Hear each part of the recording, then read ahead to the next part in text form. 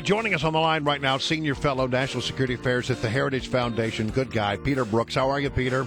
Good morning. All right, so the president was on 60 Minutes last night, and I just, this is the soundbite everybody's talking about. This is how that interview kicked off. The president lays blame on the underestimation of ISIS on the intelligence community. Take a listen.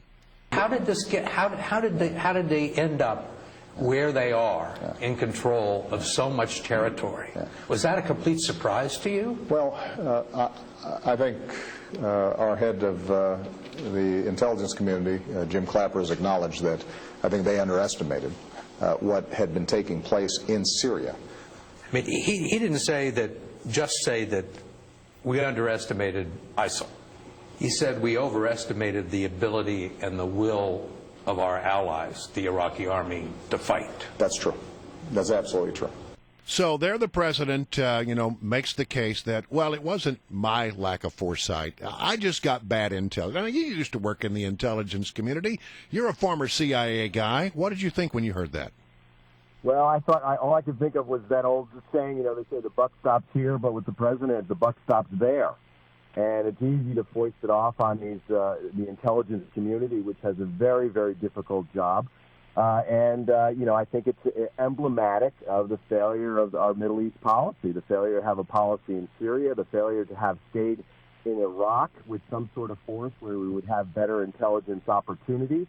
So I think the president was just passing it off instead of saying, I'm responsible, I'm the commander-in-chief, I'm really the chief intelligence consumer in this country. He passed it off onto the intelligence community. Now, we'll probably never know, Brian, what they missed and perhaps misjudged.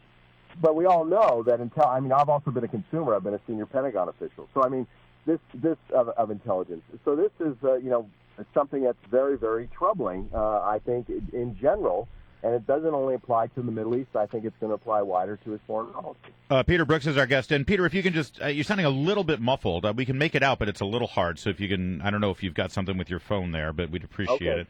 Do you believe the president here? I mean, I cannot believe that as the events unfolded on the ground, as the U.S. bugged out of Iraq, and as the Islamic State grew and kept taking cities, I don't believe that the CIA didn't give a heads up to the White House. I can't believe that with daily intelligence briefings, they weren't raising some flags here. Is this really the case, or do you think it's more of a case of the president just ignoring those security briefings and intelligence briefings because it didn't fit his narrative that the Islamic terrorist state or Al-Qaeda or what have you is on the run and decimated?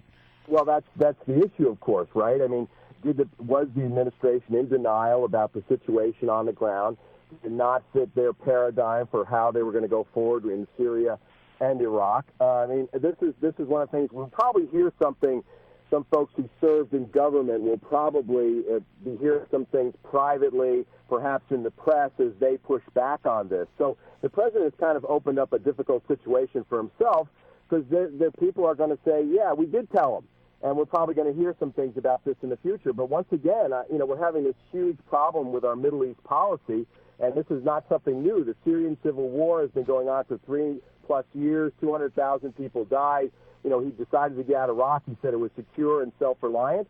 And we're finding out that's not the case. So it opens up questions about their foreign policy in general, not just in that part of the world. Well, I think that's a fair point. I mean, we underestimated, ISIS. We apparently overestimated the ability of the Iraqis to fight, we are told.